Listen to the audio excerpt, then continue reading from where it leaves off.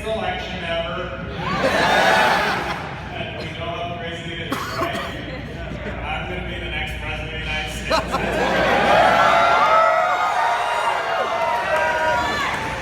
You know, people ask me all the time, gosh, it's got to be cool to be former governor. What's that like? In New Mexico, I kid you not, people wave at me with all 5 fingers, not just one. Beyond my wildest dreams, Bill Weld is my running mate.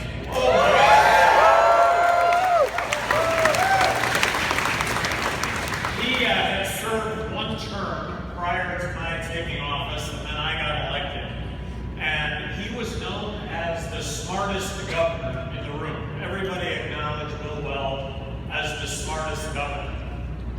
Brainy Bill. Brainy Bill, Honest Gary. That's what we're going to try and apply our nicknames to.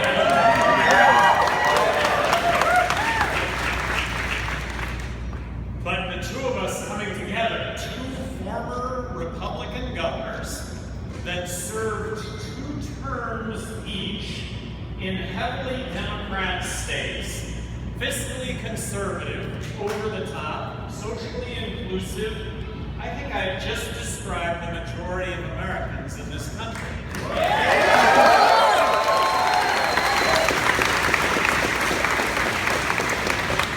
I'd also like to add that I think the majority of citizens in this country also have a real skepticism about our foreign military policy that has us as the world's policemen, as opposed to, look, if we're attacked, we're going to attack back, and that in fact we do have to have an invincible national defense and military superiority, but being the world's policeman has come at a great cost. I have always lived my life believing that if you tell the truth, you don't have to remember anything. It's really easy.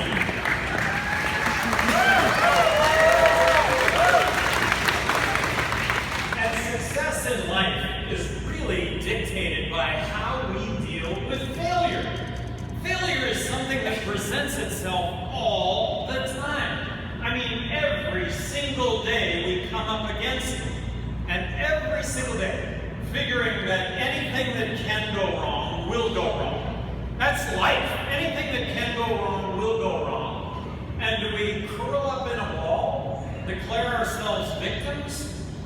Or do we get a smile on our face and realize this is part of the process and get up tomorrow and deal with it? Well, let's have a smile on our face, get up tomorrow and deal with it, because it's how we deal with success that ultimately determines failure. I have one bit of advice for everybody here today, and my advice is worth exactly what you're paying for it, which is nothing. But my advice is that whatever it is you do, whatever it is that you know, apply it entrepreneurially. There will never be a greater reward than creating your own job or creating jobs for others. And government can play a role in reducing the barriers for you and I to be able to do that. And right now, there is one area in our lives that creates equal opportunity for all of us, and that's the internet.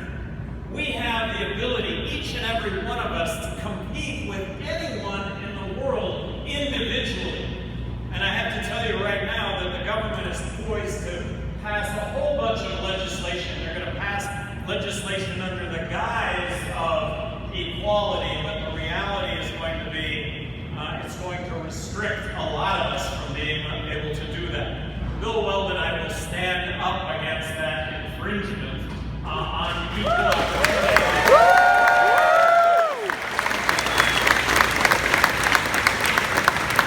I do think that the model of the future is Uber everything, all right? Uber electrician, Uber plumber, Uber doctor, Uber accountant, where the middleman is eliminated to allow you as the provider of goods and services to directly deliver those goods and services to an end user who's going to pay less for it. You're going to make more for it, eliminating the middleman. I think it's really exciting. and I think we've just seen the tip of the iceberg of the sharing economy. Airbnb. Is there a better place to visit than Iowa in the summer? No, not really. There isn't. Too hot. I'm thinking of the lakes. Anyway, it is a beautiful state, but Airbnb. I'm talking to a young lady in Baltimore. She was 26 years old, got her PhD in science, and she said, hey, I have these horrible student debts, and I figured out a way to pay back these student debts. Airbnb, renting out my place, making enough money to actually pay back my student debts, and guess what? The city of Baltimore came in and said no to Airbnb. This is politics. This is crony capitalism. This is when the government injects itself in the economy and unfairly takes away opportunity that you and I could have competing with others. And believe me, this presents itself all the time. And as governor of New Mexico, I saw this legislation that passed all the time that gave unfair advantage to those that had money and influence, and it gave them more money and influence. Bill Weld and I are not looking to get elected king or dictator. We're looking to get elected president and vice president, and we're planning a partnership. Really something unique, getting two for the price of one. I think that it's a real positive. But what you can count on, us being president and vice president, is certainty. And there will be certainty when it comes to tax policy. The taxes will get simpler. We'll always sign on to making taxes.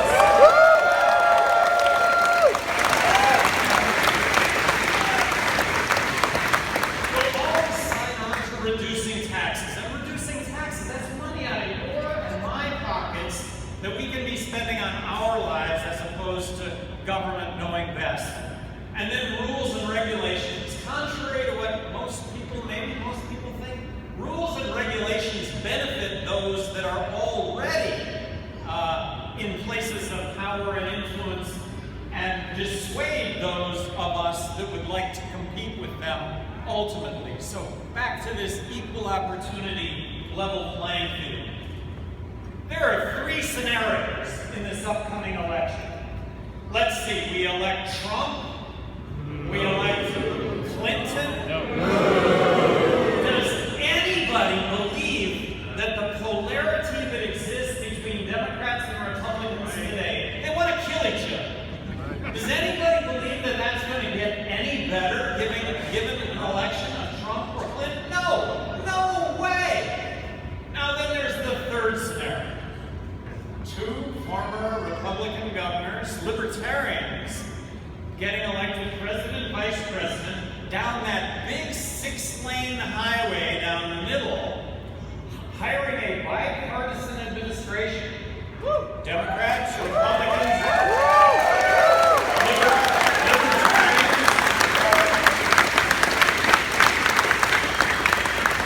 everybody's going to be libertarian leaning, okay? But bipartisan administration calling out both sides to come on, and let's deal with the problems that this country is facing. I think that third scenario has the possibility of actually succeeding.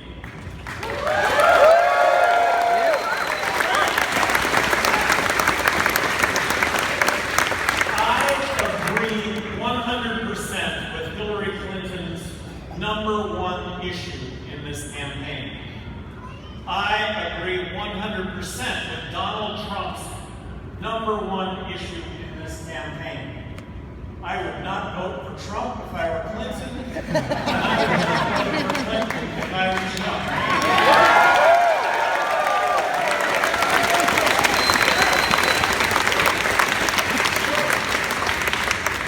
Libertarians, common sense. Keep government out of my bedroom. Keep government out of my pocketbook, and stop supporting regime change that has made the world less safe.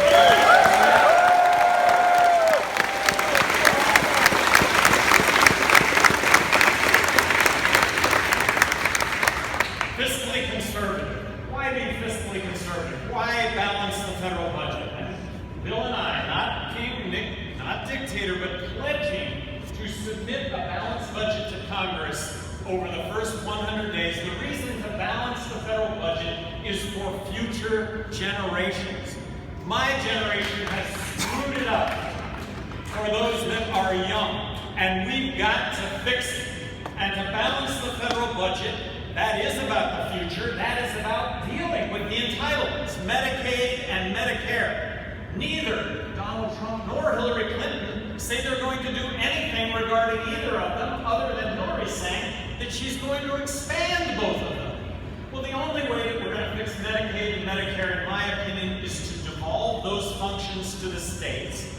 50 laboratories of innovation and best practice, where there would be fabulous innovation that would get emulated, and I believe in my heart of hearts, having been governor of New Mexico, if the federal government would have block granted the state of New Mexico a fixed amount of money less for Medicaid, that I could have drawn new lines of eligibility, had a safety net, and saved that amount of money. I believe the only way we save Medicare is to do the same thing, something that is currently the federal government, but devolve that to the states. Same scenario. Washington is incapable of one size fits all. And we can't dig our heads in the sand either about Social Security. It is headed to insolvency. We have to address Social Security. It's not about cutting Social Security, but it is about reforming it so that it will be around for future generations. And that means raising the retirement age for one thing. You can have a very fair means testing when it comes to Social Security.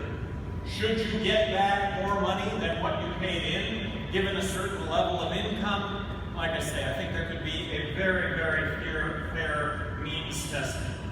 And you can't cut the federal government by 20% if you're not going to cut the military by 20%.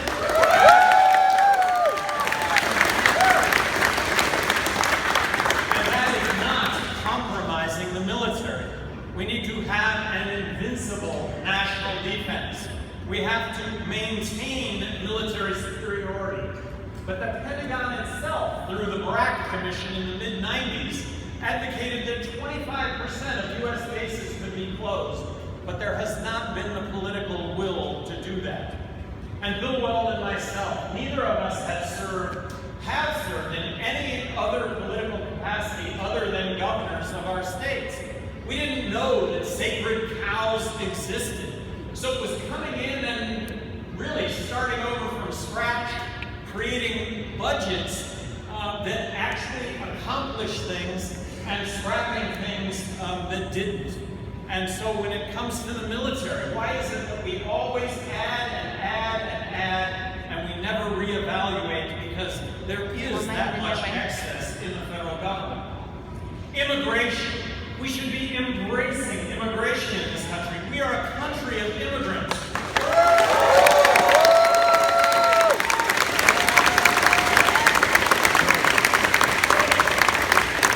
Wharton School of Business. Let's see, Wharton School of Business. That's where Donald Trump got his degree, wasn't it? But the Wharton School of Business did published 3 weeks ago in the Wall Street Journal the economic impact of restricting immigration. It was going to have a negative impact on our economy. They analyzed allowing high-skilled workers into this country, more high-skilled workers. The impact was going to be a very slight positive on our economy. And the last scenario was increasing immigration dramatically, which would have a very overwhelming positive impact on our economy. I am speaking as a border state governor. The deportation of 11 million undocumented workers is based in untruth and misunderstanding completely. They are not taking jobs that U.S. citizens want. They're hardworking. They're the cream of the crop when it comes to workers. Statistically, they commit less crime than U.S. citizens, building a fence across the border. You know, Donald Trump was watching the Olympics really closely too, right? How high do the Mexican pole vaulters go? And he's talking about he's going to make sure that there aren't tunnels underneath. Look, these are hard hardworking individuals that if you or I were in the same position, which was there are jobs across the border that U.S. citizens don't want, I want to take care of my family, but I can't get across the border to take these jobs because there's no line at all to actually be able to cross legally. So we should just make it as easy as possible for somebody that wants to come into this country and work to be able to get a work visa and a work visa to get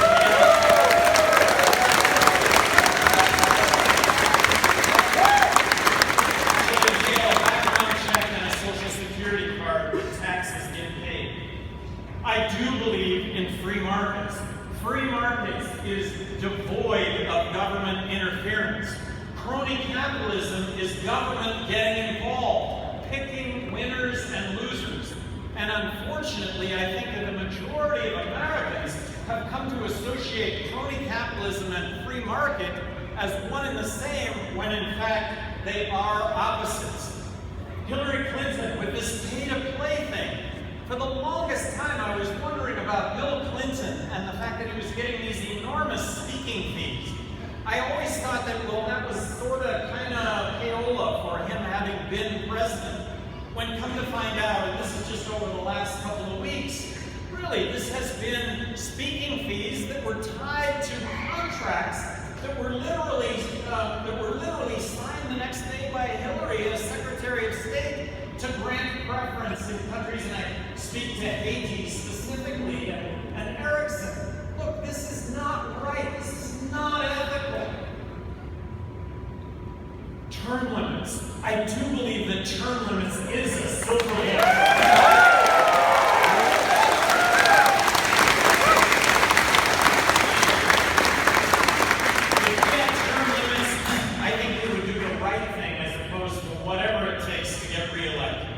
If we had term limits today, we would not have a $20 trillion national debt. I said earlier, we're not getting elected king, we're not getting elected dictator, but if I could wave a magic wand regarding tax policy, I would abolish income tax, I would abolish corporate tax, and I would replace it with one federal consumption tax, believing that tens, and by the way, who pays for corporate tax?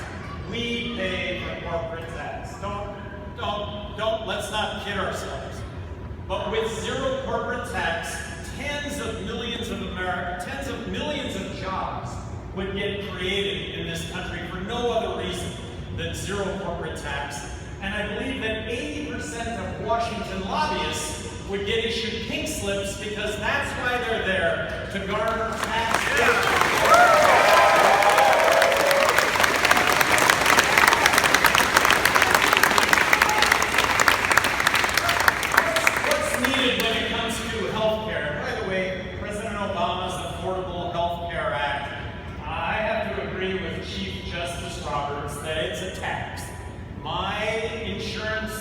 Health insurance premiums have quadrupled, and I haven't seen a doctor in 3 years. It's a tax. But what do we need to reform healthcare in this country? Well, what we need to reform healthcare in this country is a genuine free market approach to healthcare. Something that, by the way, is about as far removed as it possibly can be from free market currently. If we had a free market for healthcare, you and I would not have insurance to cover ourselves for ongoing medical need. We would have insurance to cover ourselves for catastrophic injury and catastrophic illness, and we would pay as you go in a system that would be very, very affordable. How affordable? I'm going to guess 1/5 of what it currently costs. We would have advertised pricing. We would have advertised outcomes. We would have gallbladders are us. We would have stitches are us. We'd have x-rays are us. It would be very, very competitive, and government can play a role in really bringing about competition, wellness to our healthcare system as opposed to dealing with the end result. Right now, when we go to a doctor, we have no idea what it's going to cost. The person at the desk has no idea what it's going to cost. And when we get the bill, we know that nobody... Hillary!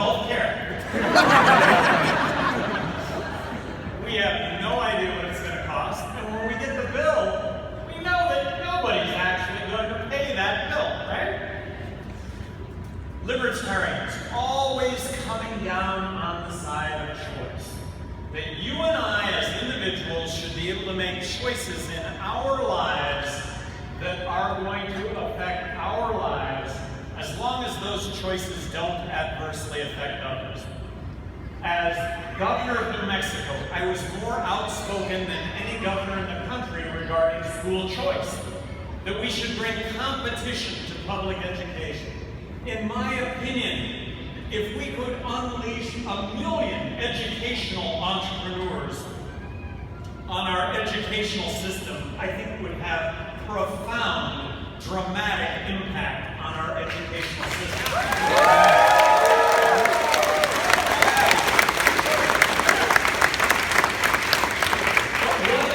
What is the one thing that the federal government could do to improve on education? It would be to abolish the Federal Department of Education. And it's all a dollars and cents thing. Look, I think we think that the Department of Education was established under George Washington. It was established under Jimmy Carter. And the Federal Department of Education, Iowa gives Washington 13 cents. It's your money. You give Washington 13 cents. Bureaucratic wash and dry cycle, and Iowa gets back 11 cents. How do you like that trade? And then when they give you back the 11 cents, they tell you that you have to do A, B, C, and D to get your 11 cents, and it costs 15 cents to accomplish the 11 cents. So why not Iowans? Why doesn't Iowa just keep the 6 cents in the first place, apply it to the classroom, more money in the classroom, and I dare say that decisions are always best at the local level. Decisions are always best when it's you and I that can be making those decisions.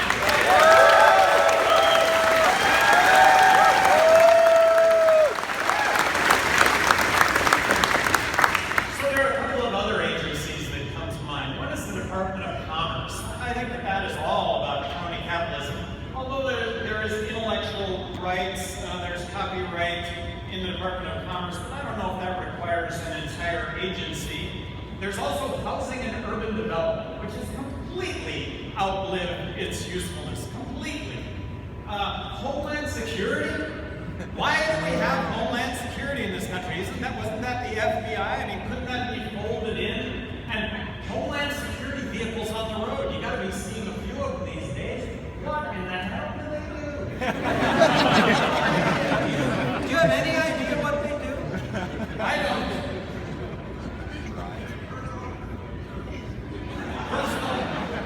Personal choice, marriage equality, supporting marriage equality. And I know I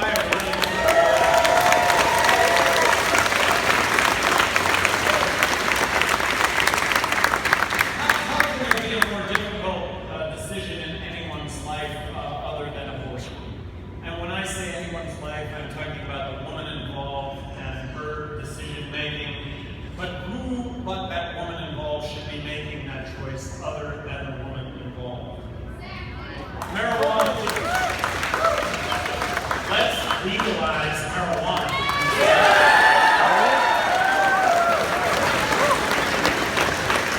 There are tens of millions of Americans who are convicted felons that but for our drug laws would otherwise be tax-paying, law-abiding citizens. We have the highest incarceration rate of any country in the world, and I refuse to believe that we are any less law-abiding in this country. But it has to do with our drug laws, it has to do with mandatory minimums. The main category of prisoner in federal prison today is the individual who has sold small amounts of drugs on numerous occasions and been caught. Let's bring an end to the war on drugs.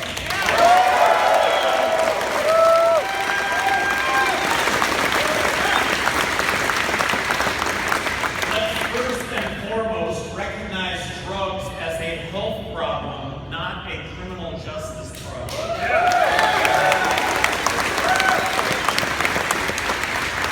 Let me say this. All lives matter. Okay? All lives matter. But Black lives matter.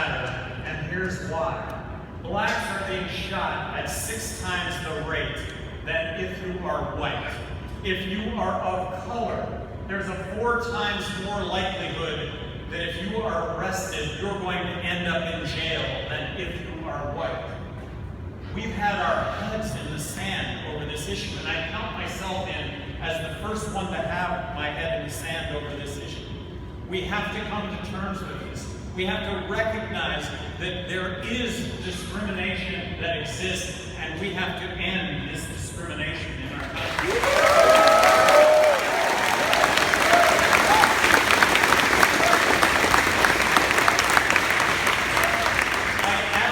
Support the Second Amendment to the Constitution, our ability to own and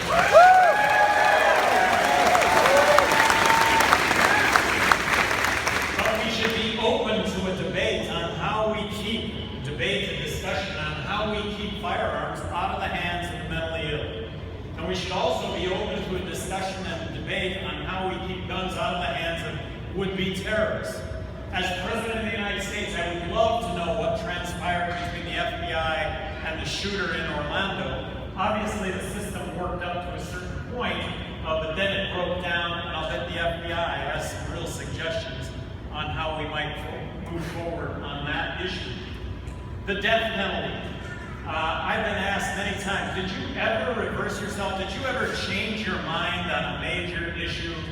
I changed my mind on the death penalty, and here's the reason why.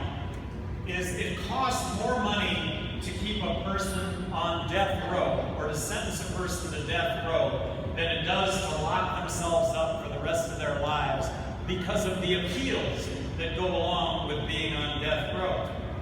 Well, when you find out that someone is released because they're categorically proven to be innocent, what value can you put on attorney fees associated with that? That value is limitless. There is estimated to be up to a 4% error rate in the death penalty. I don't know about you, but I don't want to punish one innocent person to punish 999 that are guilty, much less put to death 4 or 96 that are guilty. And when I was governor of New Mexico, Governor Ryan of Illinois ordered a review of 36 inmates on death row. Over 20 of them were released because they were categorically shown to be innocent because of DNA testing.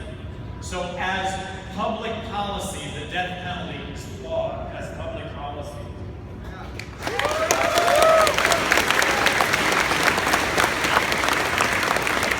There was a poll among active military personnel 3 weeks ago on who they favored for President of the United States. And by the way, thank you to all veterans. Thank you to everyone who has served.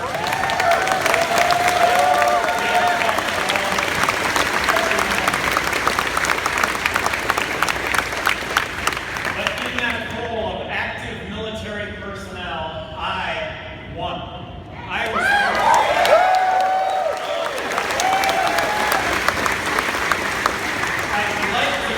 based on what I'm saying, which is let's have judicious use of our military. If we're attacked, we're going to attack back. We should have an invincible national defense. We should demonstrate military superiority. But when we involve ourselves in regime change, it results in a less safe world. And in my lifetime, I cannot think of one instance where we inject ourselves in a civil war and it turns out for the better. So we have regime change in Iraq. We wipe out Al-Qaeda, Saddam Hussein. Now we have a void that was created, and as of 2 years ago, we never heard of ISIS, but along comes ISIS to fill that void. And they exist in Libya and Syria. And this is not intentional, but this is Hillary Clinton and Barack Obama. They supported regime change in both of those countries, Syria, Libya. They went in and supported the opposition in both of those countries. Well, the opposition, although not directly allied with ISIS, both ISIS and the opposition were against the existing regimes. We armed the opposition to the teeth the opposition got beaten, and all the arms ended up in ISIS hands. This is what we're dealing with right now. The biggest threat in the world right now is North Korea. And the fact that at some point these intercontinental ballistic missiles are going to work. We have 40,000 troops in South Korea. Imagine if there were 40,000 Chinese troops in Central America. And if you're thinking, well, we have 40,000 troops in South Korea because we want to protect against invasion from North Korea, there is zero chance of South Korea getting conventionally invaded by North Korea. They have their own forces to withstand that, and it's a no contest. If you're talking about them lobbing nuclear weapons over the border, we've got them covered with our nuclear umbrella, but that's the threat. And that is a very real threat. Do we really want to go to nuclear war with North Korea? So the way that we deal with this is to join hands with China diplomatically, because they understand the threat that this poses. And in Syria, the solution to the Syrian civil war is joining with Russia diplomatically to bring an end to that. Has life ever been better in this country? Ever? I mean, we get along with one another better. We communicate better with one another. Our kids are smarter than ever. We've got issues, but we've got unbelievable opportunity. And we are citizens of the greatest country on the earth. And yeah, we've got issues, but we're going to deal with these issues. And the future looks unbelievably promising. As President of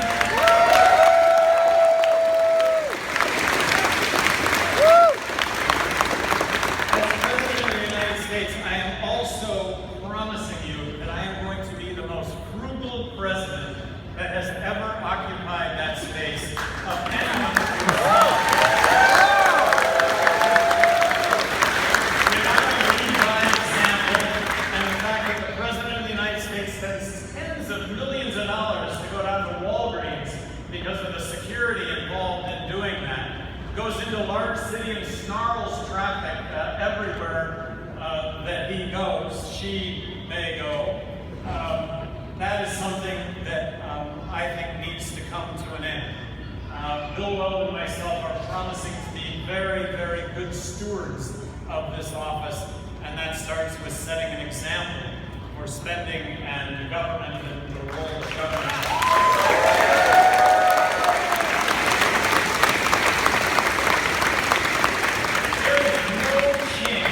No chance that I have, Bill Weld has, of getting elected president or vice president without being in the presidential debates. And the Presidential Debate Commission has said that you have to be at 15% in the polls to be in the presidential debates. I have no issue with the 15% either. But here's the issue, is there is not one single poll being conducted today where my name is in the top line. Not one. My name is in 50% of the polls, and it's the third or fourth question down. And then 99% of the media just reports the top line. So that about 70% of America only doesn't even know that I exist. And by I exist, we are the only third-party candidates on the ballot in all 50 states.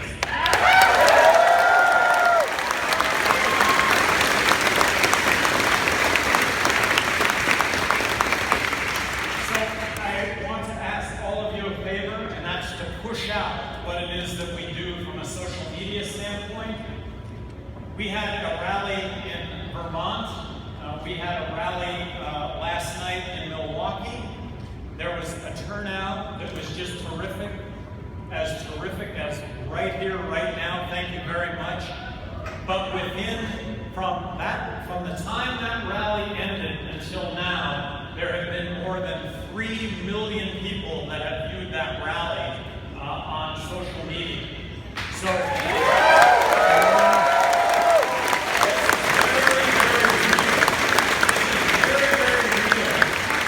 possibility exists to run the table on this election, and for all the right reasons. You have to hear it all the time. You're going to waste your vote. The comeback immediately is wasting your vote is voting for somebody you don't believe in. That's wasting your vote.